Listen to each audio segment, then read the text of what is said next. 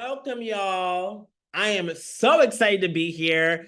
It is so good to see you. Y'all, can you believe we are in March already? We are in March. That means quarter one is almost done.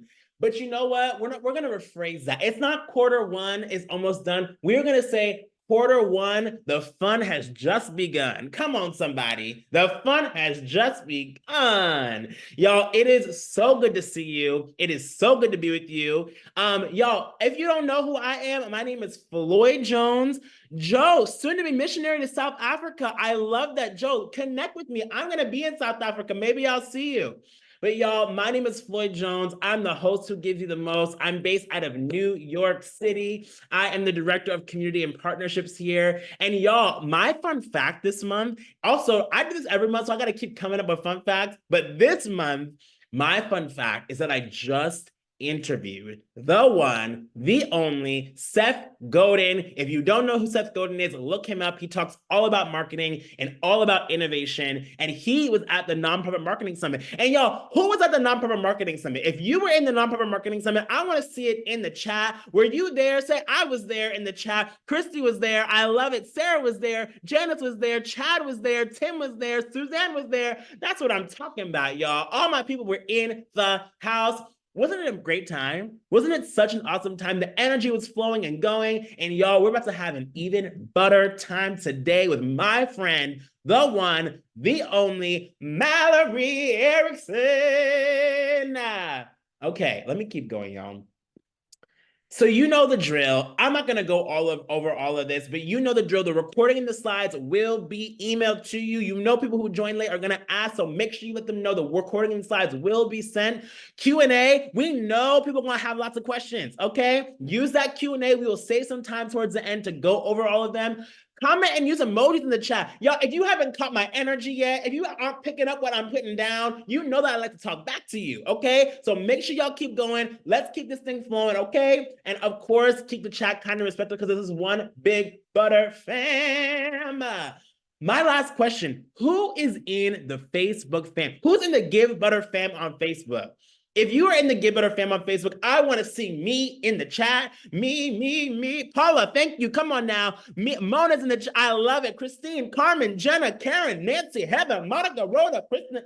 Let me stop. I started dancing already, and I need to, you know me. You already know I'm going to keep going, okay? Y'all, if you aren't in the Facebook fam, you need to join today. It is going down on Facebook, y'all. The Facebook fam is where it's place to be, okay? We have so many things that we're sharing there, so many tips, so many tricks, and so many giveaways. And I'm going to share a little bit more about that in a second. All right, if you don't know us, we are Givebutter, your all-in-one fundraising solution, everything that you need for donation forms, fundraising pages, events, auctions, CRM, engagement, and so much more. Oh my God, Greg, I love you. Do, re, mi, you win. You win. Do, re, mi, fa, sol, la, ti. Let me stop. All right. But if you don't know who Givebutter is, we are one of the best, most loved, people-centric fundraising platform. Don't take my word for it. Go to G2, ask your friends on Google. Everybody's talking about us. So if you don't know us, definitely check us out and stick around and see what the hype is all about, okay? But y'all, I am going to bring up the one, the only, High Value Holly to share some more updates, okay? Can y'all give a round of applause? Can y'all show some love for High Value Holly in the chat? Hello, Holly.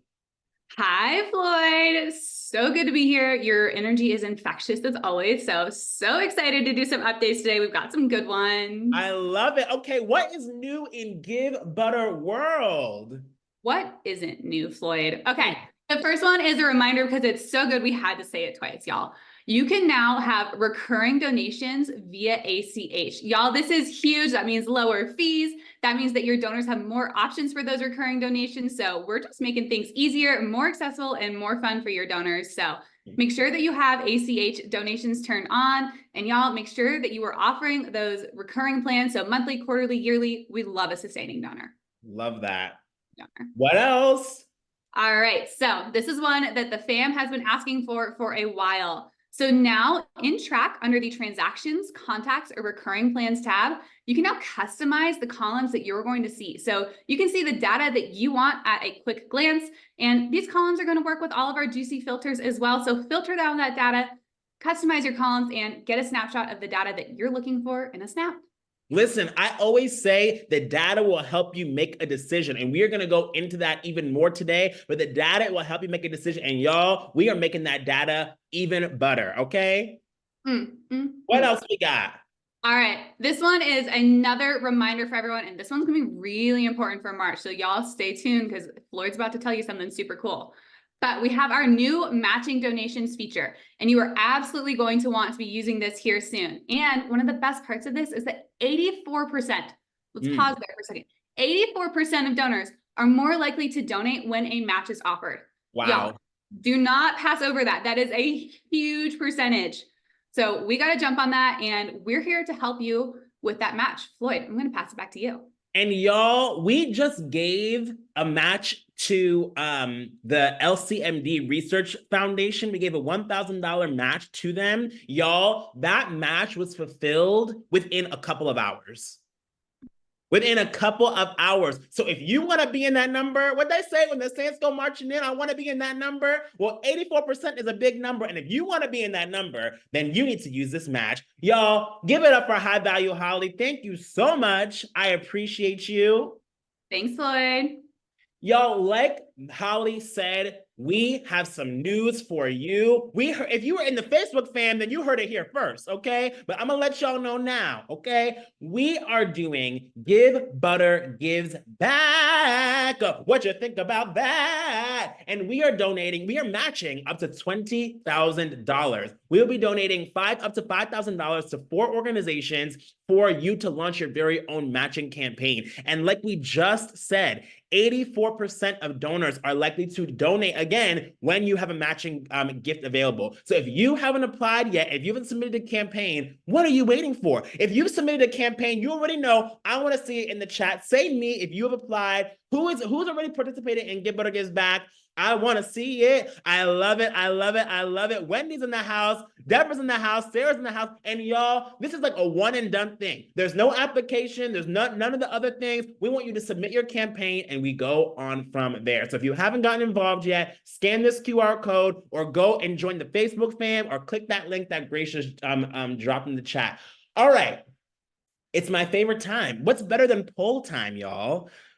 I want to know, because as we start to transition into the deeper dive, I want to know which of the following do you think is most important to your donors? Okay, let me see if I can get this quiz going now. Okay, poll, launch, poll. I hope you see this. All right, which of the following do you think is most important to build with your donors?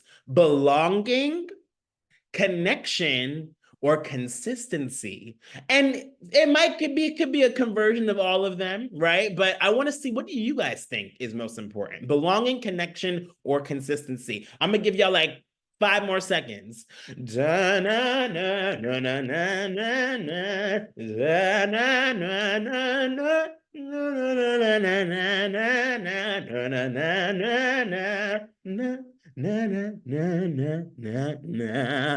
right, y'all.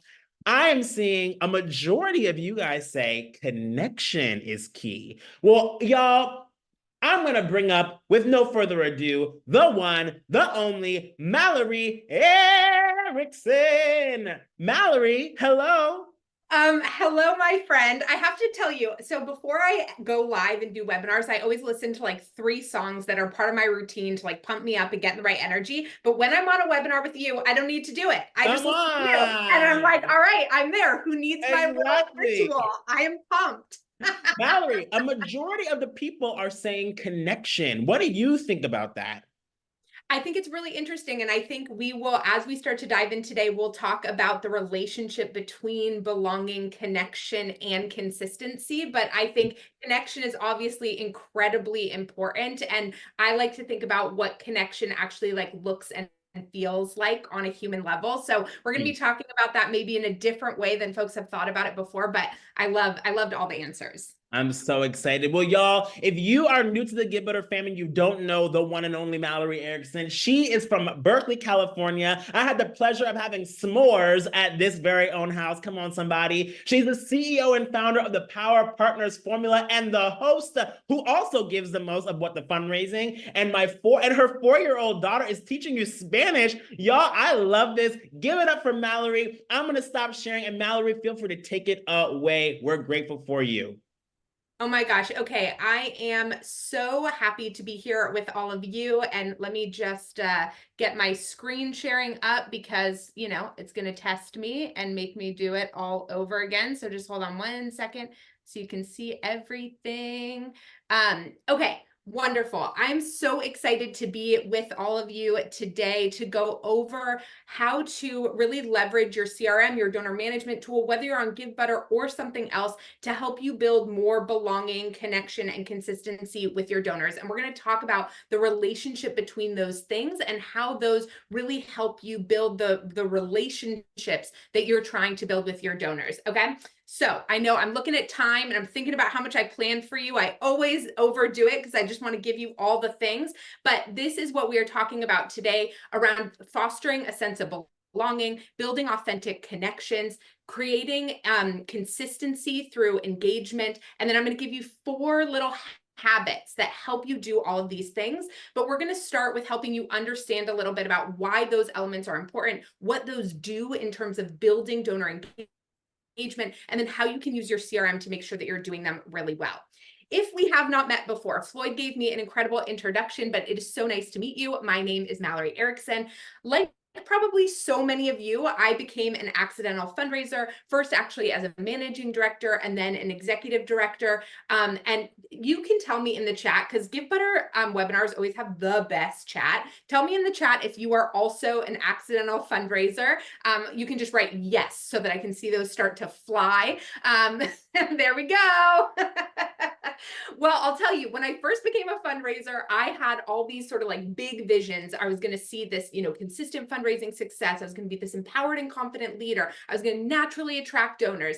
The reality was a little bit different. And what ultimately changed for me when I hit this real point of burnout was this combination of executive coaching tools, habit and behavior design, and design thinking. Those frameworks came together. That's what's behind my signature program, the Power Partners Formula. And everything that we're really talking about today comes from those tools, but we're particularly clicking on habit and behavior design, because what habit and behavior design does is helps us get over the action line when we are experiencing resistance, or we have too many things to do, or maybe perhaps we're trapped in a little bit of our perfectionism or paralysis. And if you're a fundraiser in 2024, I have no doubt that once in a while you experience some of those things. So everything we're talking about today is to help you understand what to prioritize when it comes to donor engagement, why it matters, the why behind why it matters, and then how to do it using your CRM and habit and behavior design to make sure that, you know, as things get busier, as you get a million more things to do,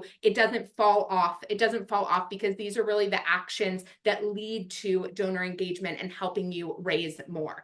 Okay, are you with me? Are you with me? Okay, I love it. Perfectionism never. Okay, so you are the one and only then potentially fundraiser that has ever said that to me.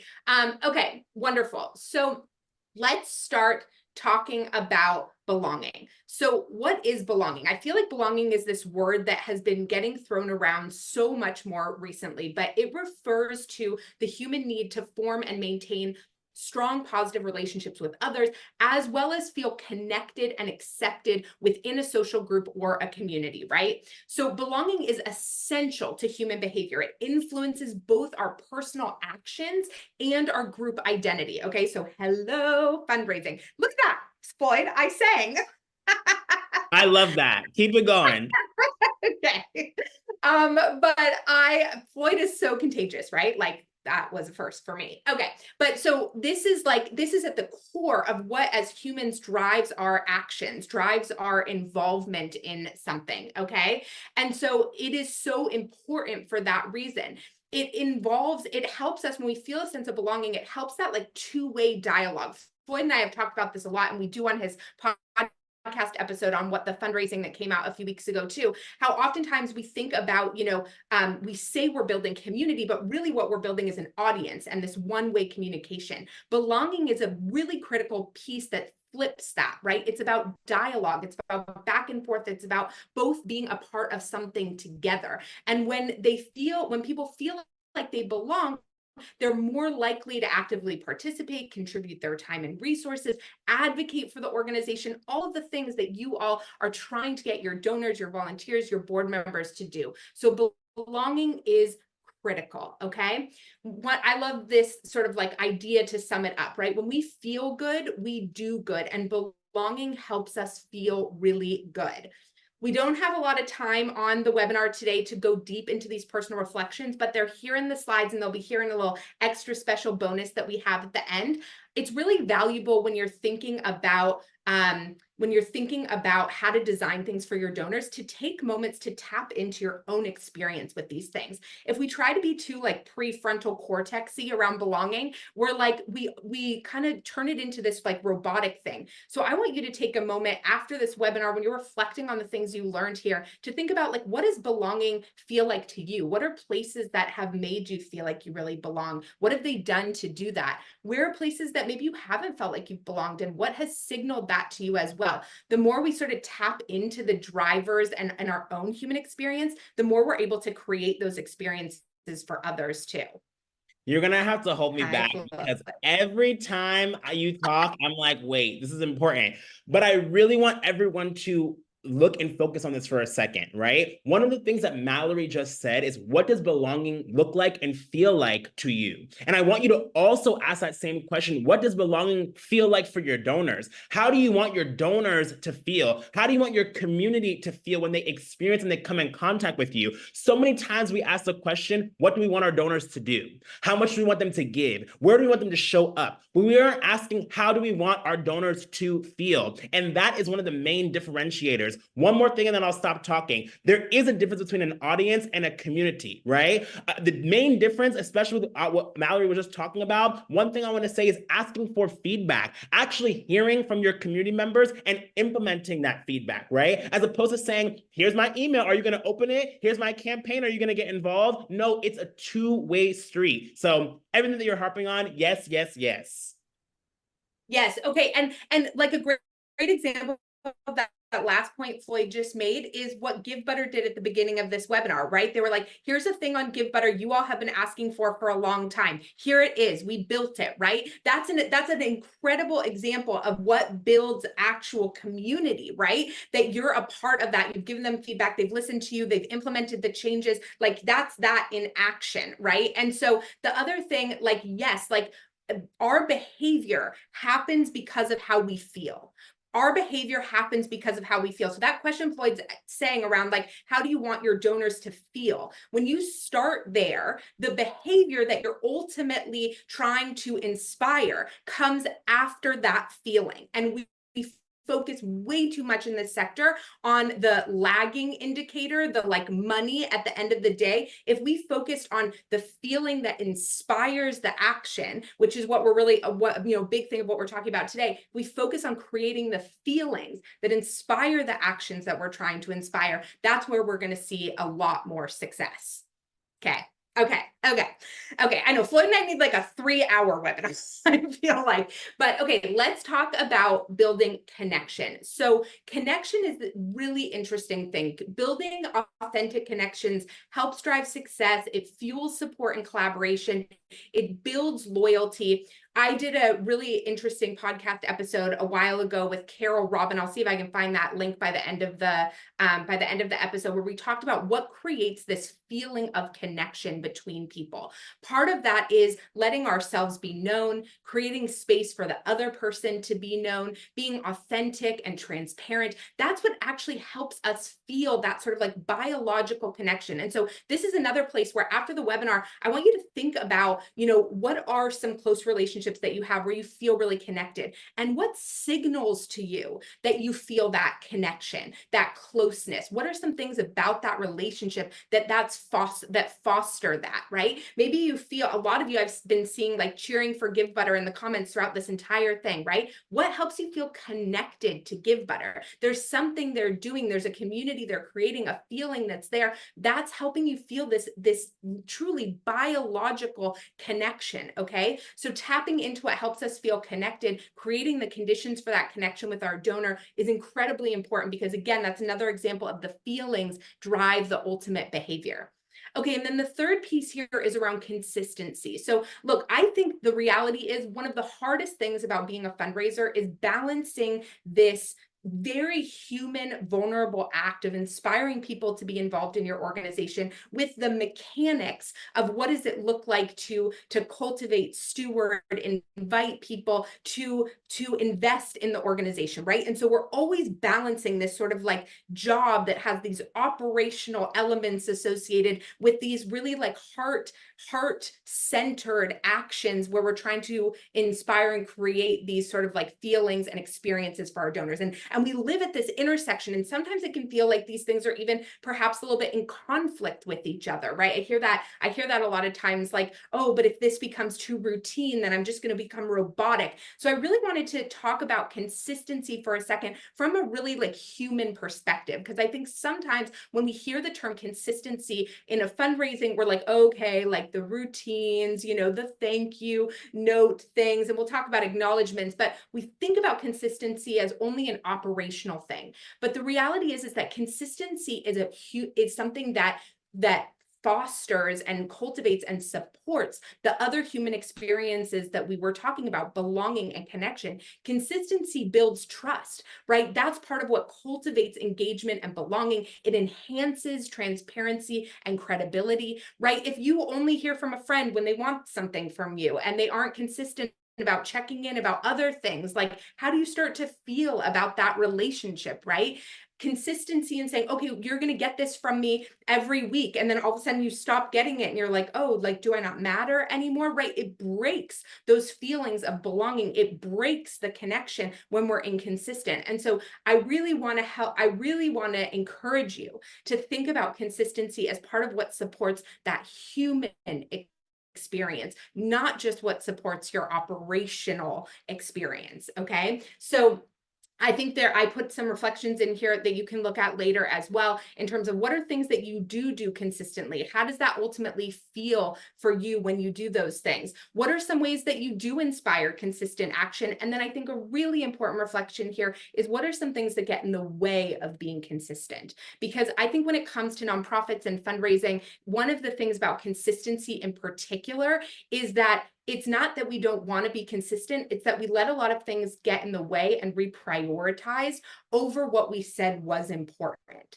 And so I think it's really, in one of the episodes that came out, Butter's mini series with Jake Ernst, this just came out the other day. He talks about like our biggest issue with priorities, with the word priority, is that we've started to say that we can have multiple, but the reality is priority means one. Priority means one thing. And so when you're picking your priority around something, when you're picking your priority around how you want to build community and belonging and connection, that's your priority. The moment you have 10 priorities, it's going to be really, really, really hard to stay consistent.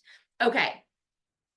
So I just want to go over really quickly today how, before I give you the 4 habits that I've designed to help you create that belonging and connection and consistency, to help you identify how to design habits for yourself beyond this.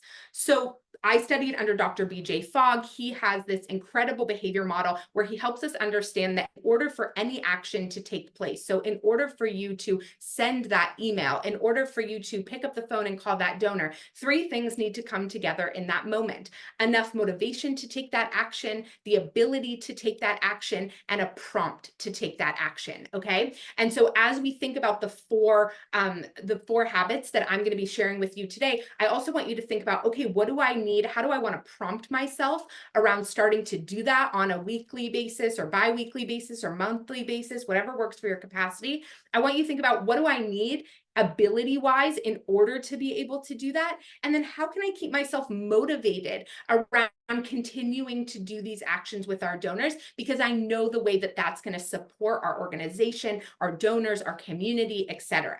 So, right, prompts are what actually triggered the behavior. That could be a reminder on your calendar. It could be a reminder inside Givebutter or your CRM.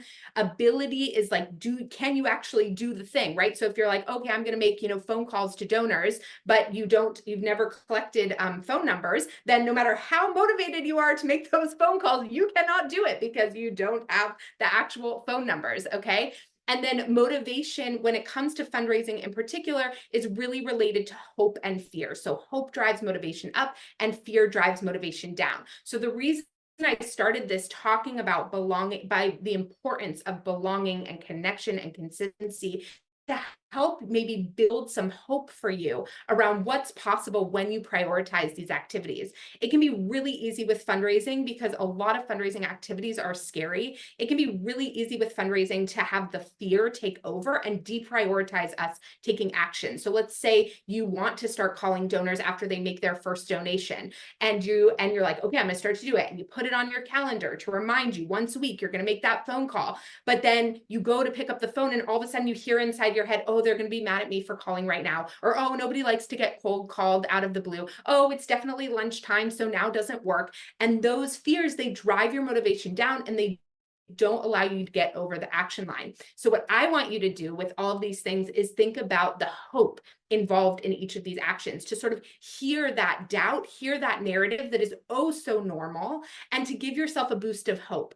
What will be possible when you create that, when you help that donor feel seen for the contribution that they just made, right? What might be possible when people feel a deeper connection to you and to the organization? How is the action that you're going to take going to build belonging and boost their hope in what might be possible if you all come together, right?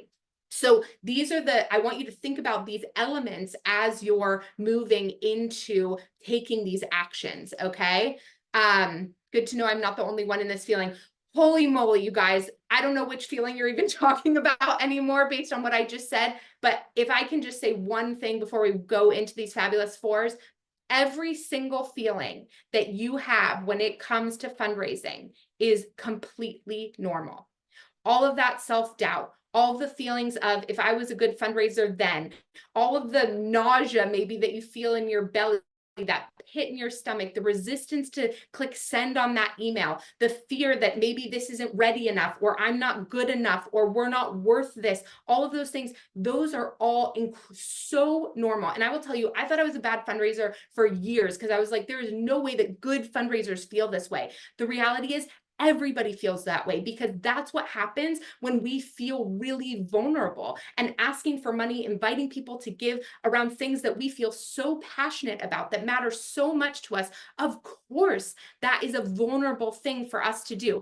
And this is what's really important to understand. Belonging, connection, all of those things, they can only happen when we get to be our full human selves. And so all of those emotions that you feel, they get to come with you. I'm going to teach you some strategies to help sort of soothe those. But the very most important thing for you to understand is that they are so normal and they don't mean anything about your capability as a fundraiser, what's possible for you out there. Our brain just plays lots of tricks on us to try to protect us from things, right? And so those narratives that come up, that's your brain. Our brain can't tell the difference between that donor is going to be mad at me and a lion's going to eat me in the woods. And so the moment you're putting yourself in any sort of risk, like maybe one person won't like the thing that email says, like not the end of the world, right? But our brains are like, oh no, protect yourself. You can't, no, don't do that, right? And so it starts to tell us all these stories to hold us back, to get us to play small, to hide, to go away. But you are not out here to be a people pleaser. You are not out here to make 100% of people happy. You are out here to make some serious change.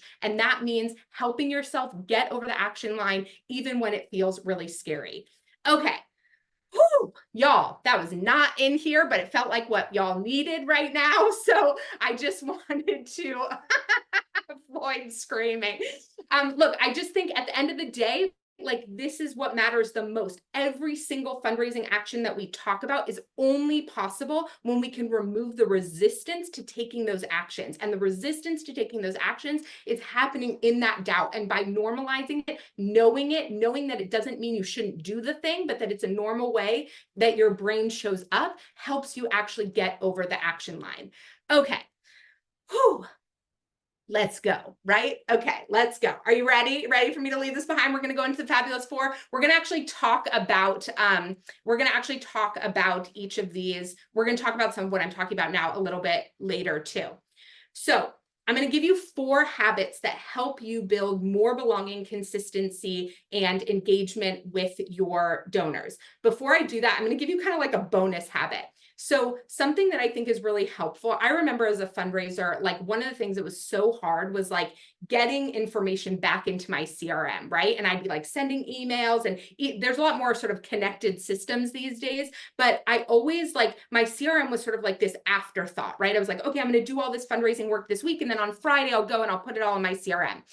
And that doesn't work. One, because we continue to deprioritize that activity. And then we start to fall behind, and then we're like, oh, it's not an updated system, and right? Sound familiar to anyone? So one of the habits that actually is really helpful for my clients here is to keep your CRM dashboard open on your desktop at all times. Yes, I'm also the queen of like a million tabs being opened. I feel like some of you are with me too, but have a fresh tab, like a single tab where your CRM is open and stays open on the desktop. This will actually serve as like a prompt reminder throughout the day, because you'll see it multiple times throughout the day, and that will be a prompt reminder for you. Oh, I got to put that in there. Oh, I got to put that in there. Oh, I got to put that in there. So yes, okay, so many tabs open. So give it its own little box, but that can be really, really helpful in creating consistency around your use of your CRM and making sure that all the data is in the right place. Okay.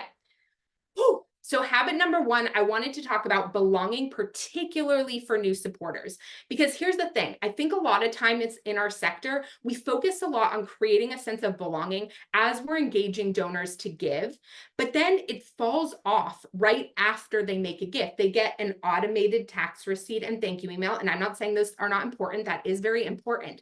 But this belonging that we've been trying to cultivate in the inspiration to give to the organization then isn't there right after. And it sort of falls off. And we have an incredible opportunity to reinforce belonging for new supporters in particular, right? And so what folks are looking for, yeah, or an email sequence is great too. But I also want you guys to think about how inside your organization you can create a habit that helps reinforce belonging around your new supporters. So on Givebutter in particular, they have like this little area where it says, okay, here are your new supporters. They make it really easy to sort of pull up those records.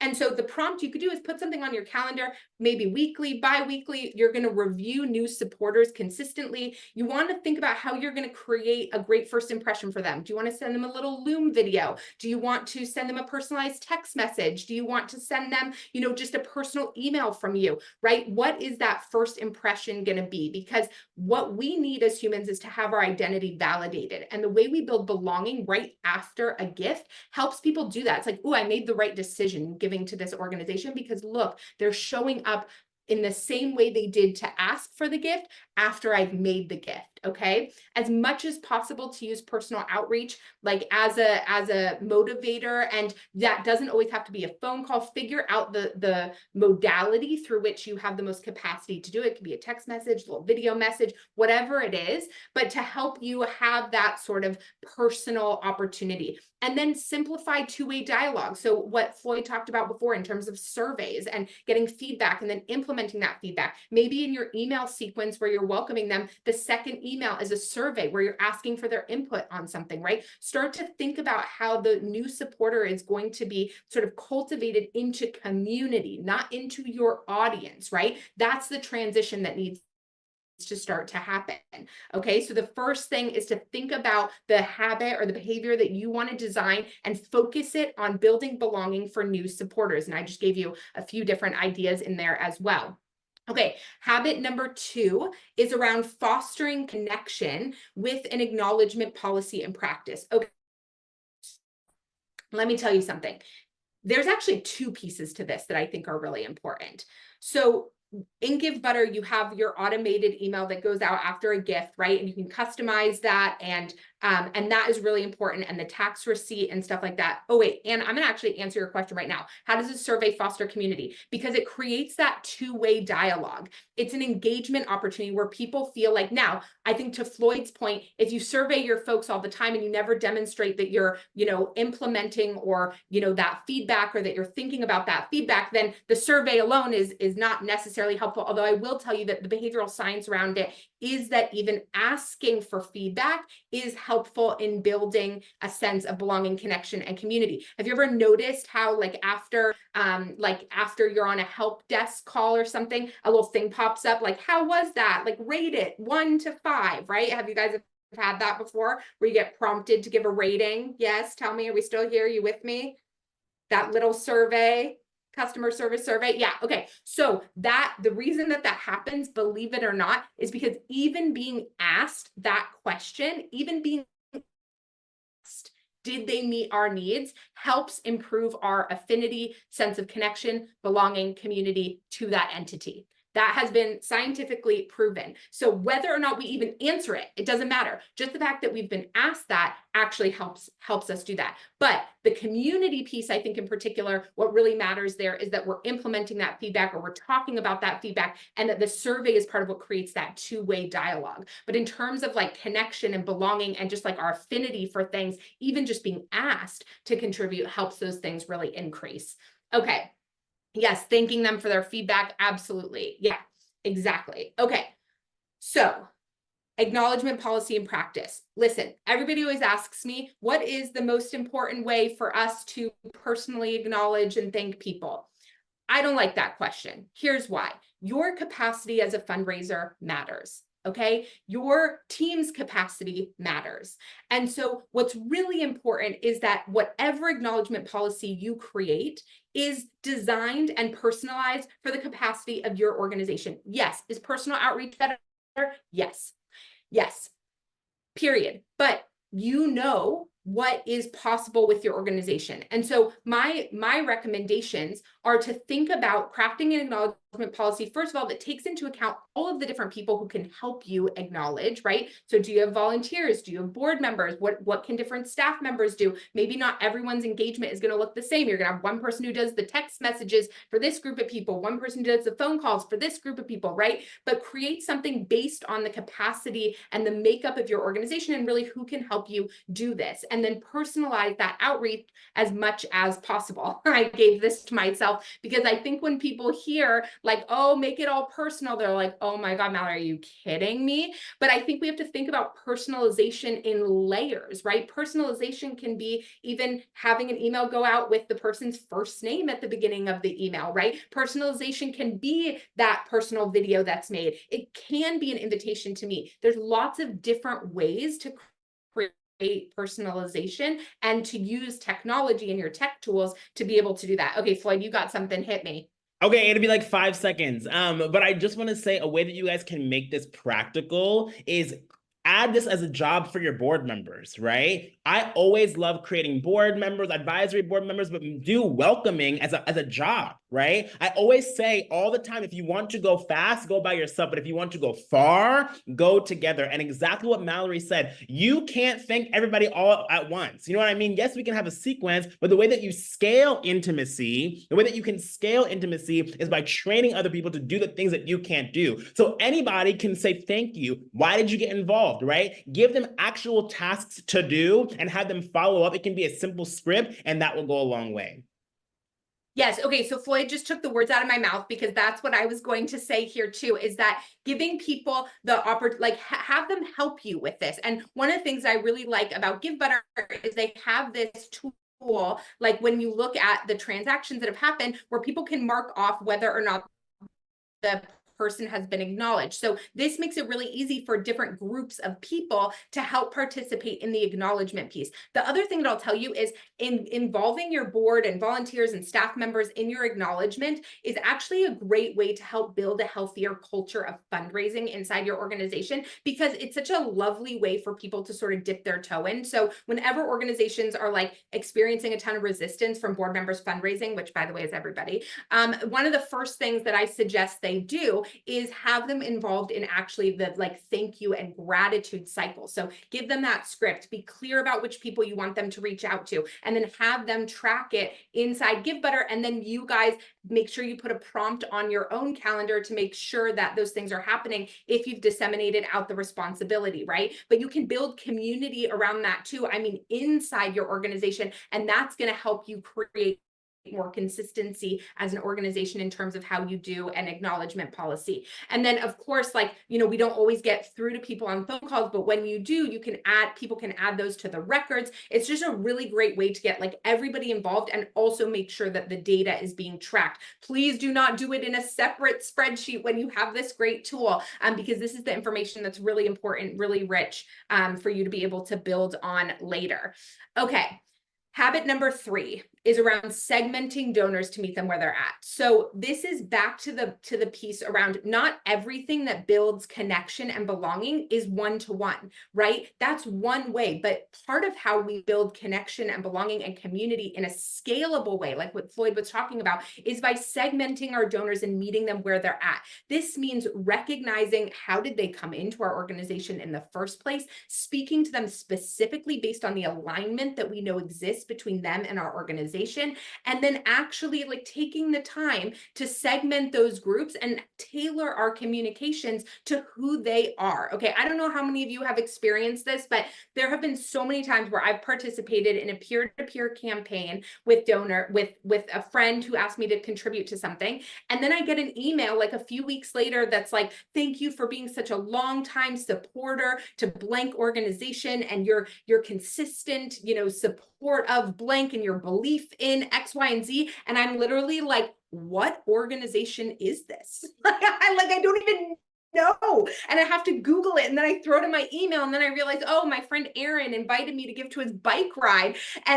But this happens a lot, y'all. And so this is where segmenting really comes in. And so in Givebutter, you have a few different options for this in terms of your segmentation strategy, thinking about tags and things like that. But the thing I really want, so you know, the biggest thing you want to do is figure out like, who are your segments, right? You might have segments of people that are in like sort of particular longer term groups, like your volunteers are a segment, or perhaps like people who are on a particular committee are a segment, or maybe people who have taken a course that your organization provides is a segment, right? But then you also have different behaviors that your donors take or your community members take that I think are really helpful to add in on tag.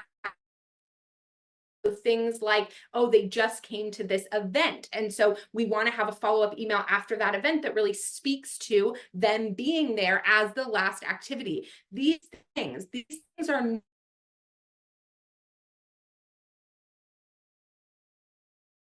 operational part of fundraising. The belong donors know that you see them, right? You see them, you're watching how they're interacting with their organization. You're watching how they're participating in things, and you care, and it matters to you. And I would say particularly when the segments go beyond a transactional segment, when they go beyond a transactional segment and focus on another behavior or engagement that the person did, that's where you can really start to build more of that, like, we see you, we see how you're showing up here, we appreciate you, you belong here, you're in the right place. You know, Floyd talked about Seth Godin before, but he has this quote that I love, you know, people like us do things like this, right? That is ultimately at the end of the day the definition of culture. People like us do things like this, and that's what your donors are looking to have reinforced through you in their relationship to the organization. The other thing that's really cool about segmenting is that then you can actually measure the success of different campaigns or segments or tags. You can start to learn about how your donor community member behavior ultimately influences potential other things that they do. So to that point,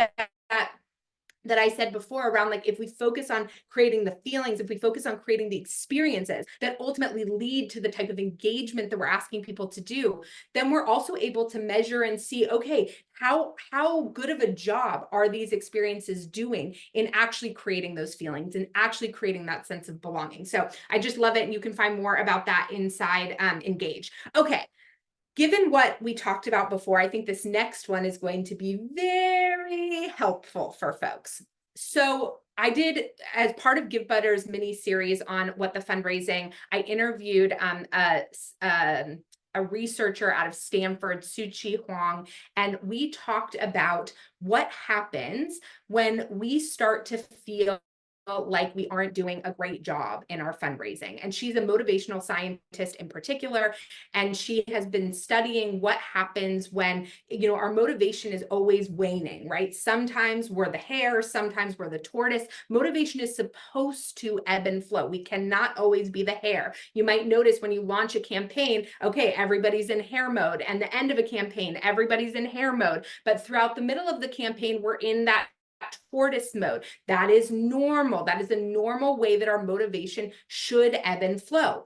But oftentimes what happens in those lulls, or maybe in those moments where your organization isn't, you know, bringing in a ton of donations, is we start to get filled with self-doubt. Now, this happens whether or not we see it on a daily basis, but sometimes our CRM system, like with Givebutter, is doing such a good job sort of trying to track our progress, but it's not always green and happy, and the numbers aren't always going up, up, up. And so what do you do when that happens, right? What do you do when that happens? So one of the things that kind of blew my mind from the interview with Dr. Huang was this idea that when we are filled with self-doubt, when we see something like those numbers going down, our natural inclination as humans is to withdraw. Our natural inclination as humans is to withdraw, because we don't want to be exposed then to stimuli that might remind us that we aren't where we think we should be.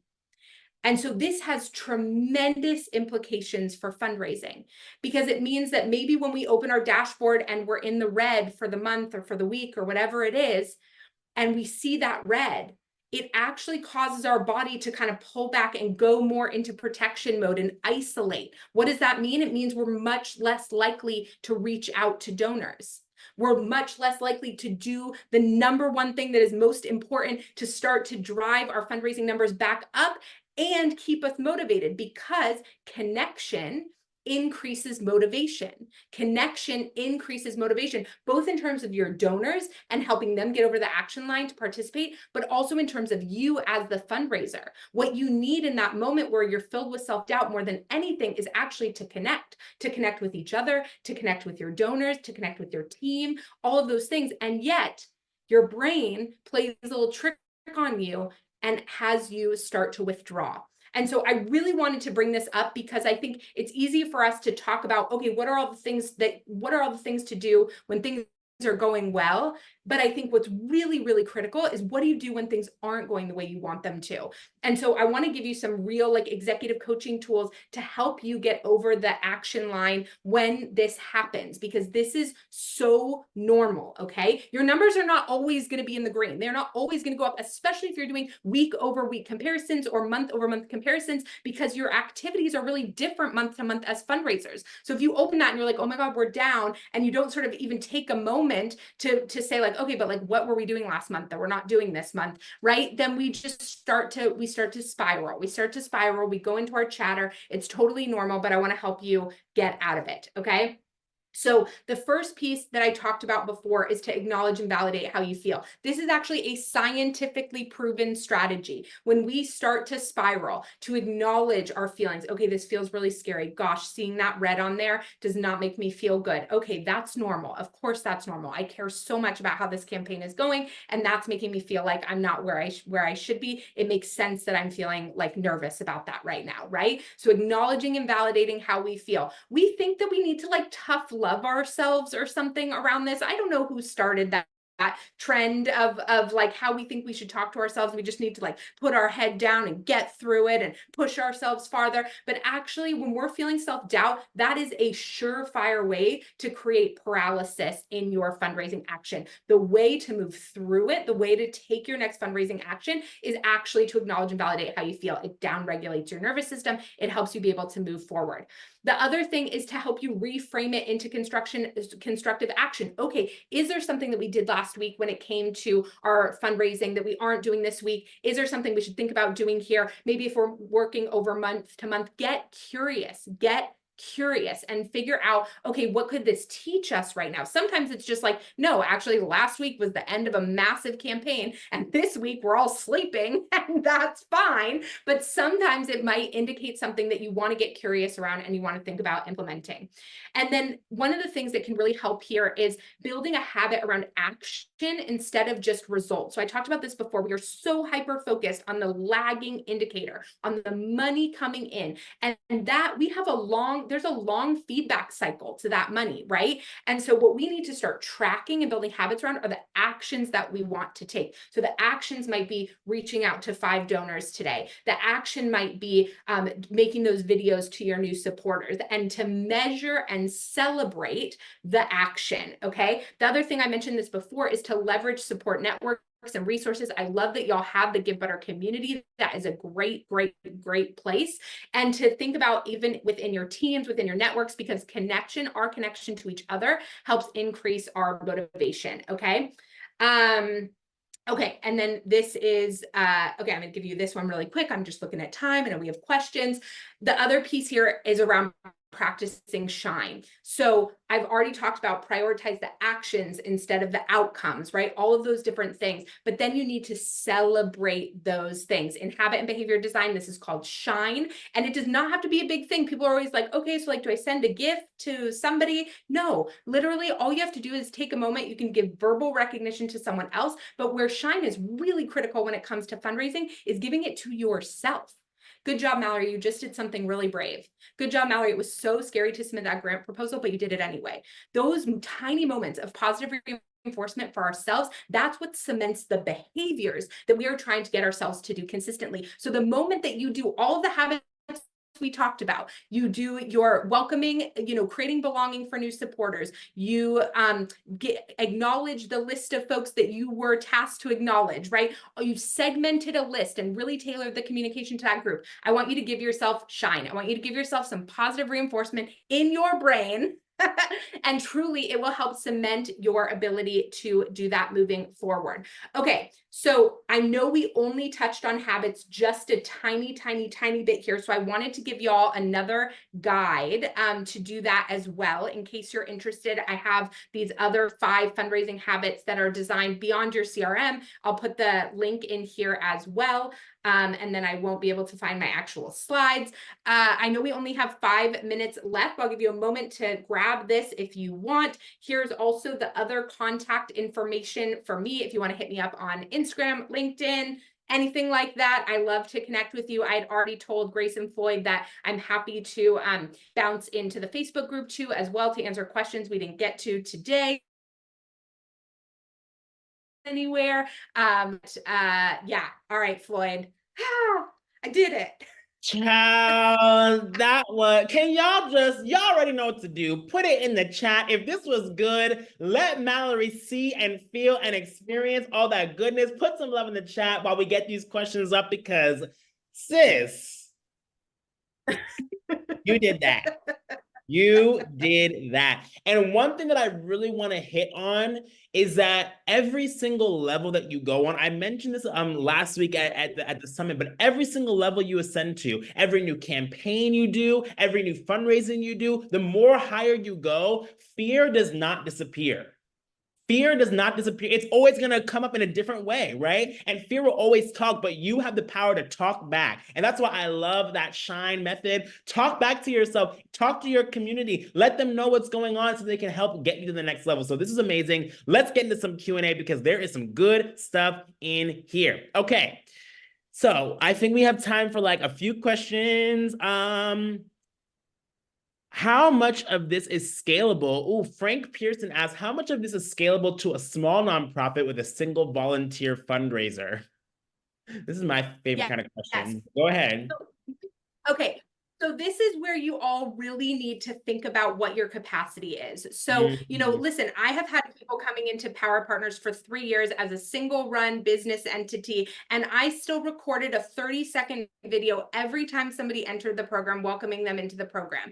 I think sometimes we get so over, like, the perfect being the enemy of the good, right? Like, think about what's possible for you, what is scalable for you. Maybe it's a 10-second video, maybe it's not customized to every single person, but the email says their first name, and then they get a little video from you, just hearing your voice and your warmth and your appreciation for them. Like, think about how you design each of these things given the capacity that you have. And this is, again, another to really, like, when it comes to the acknowledgement piece, to really think about which volunteers can you also engage in that. And I would say, don't call them a fundraiser, right? Like, don't call them a fundraiser, but they're a community builder, like, because people are afraid of fundraising. So like, it's hard to recruit fundraisers, but they I can help never you use the with term showing fundraiser. gratitude. Exactly. These are my ambassadors. These are my community members, 100%. Also, Frank, can we just talk about the power of one?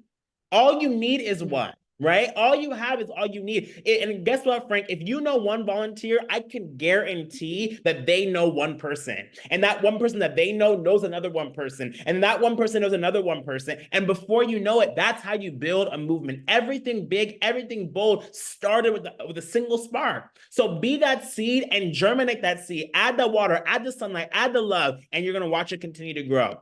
Marie says, what are some ways you can connect with donors when you're an introvert and you don't feel like you have anything to talk about? Oh, okay. First of all, you have a lot to talk about. Come And I on, just want somebody. to say, like, you have a lot to talk about, but your energy, like, what gives you energy, and tapping into that. I love that you're asking this question, because you're centering it around like what you feel like your capabilities are. So, okay, so maybe meeting with people one-on-one feels harder for you, or you need to reserve that for only certain folks because it takes too much out of you to do that every week. But how does the video feel? How does sending a little selfie video feel to people? Or a tiny little voice memo. Maybe you're really nervous about the camera and you could just send a little voice memo to people. Like, think about what allows you to be authentic in who you are. And because that's the thing about gratitude, I think when we try to be like, oh, this is the best way to do it, but it feels really inauthentic to us, it doesn't feel great to anybody, right? And so you have to find the form of interaction where you feel like you really can show up as you. And I would also add that if you can't talk about yourself, talk about your organization. That's what the point of this whole thing is, right? Like, they're getting invested in your cause and your campaign. So center things around that. Oh my God, it's 2:59. I want to just talk to you all day. So can Grace and team take some screenshots of these questions? I'm going to try as well. But one more question from Wallace before we end. I've used email newsletters and status reports to give stakeholders consistent updates. Are these tools still effective for community building, or is it outdated? Ooh, I mean, look, I think when I think about sort of like automation, or those types of like community, like big, communications, like one-way communications, I'm not saying like ditch all of them. I'm saying don't do only those things, right? So, I mean, but the other thing I would suggest is to think about what is the capacity it's taking from you and your organization to do all of those things. Is it the right use of your time? How are people, is that building? I mean, I think that question is different for everybody. I think sometimes, depending on who your donors are, what your community looks like, how long they've been involved in the organization, those updates actually are part of the consistency that people have been looking for that help them feel connected. For other organs, so like, I think use your data to see sort of like how those things are ultimately helping drive your goals around building community. Do a little bit of a like analysis around the amount of time. Figure out, are there ways for it to take less, to not ditch something that you think is working for a certain group of your donors, but is there a way to make it more efficient and less time consuming? Like, I think those are the questions to ask yourself, because the answer to that question is really different for every organization.